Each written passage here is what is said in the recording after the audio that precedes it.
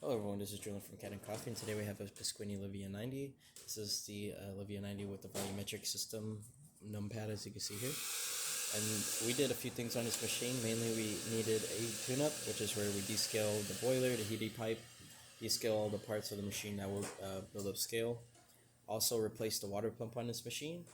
Did a few back flushing after replacing the group head gasket and deep cleaning the entirety of the group head.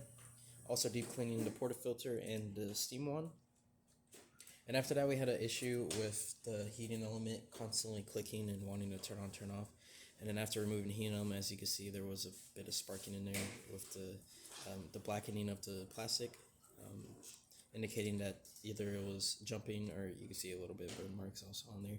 So we replaced it with a brand new one. And now we're ready to test. So we're going to first put our portafilter in. It is a brand new gasket and spacer in there, so don't worry if it's a little too hard to click.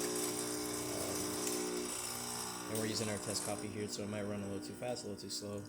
That seems to be coming out good though.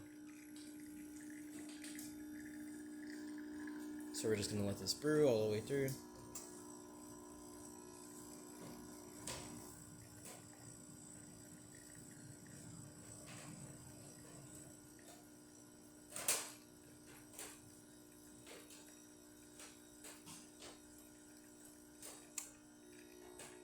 Now we're going to just turn it off just to cut it short.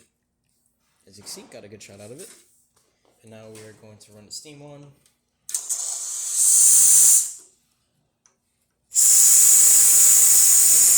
Very, very powerful.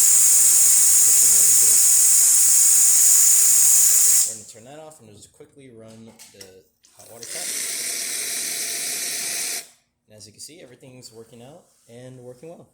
That's about it for this repair. If you like this video or any of our other repairs on our channel, leave a like, subscribe, and hit the bell. Thanks for watching.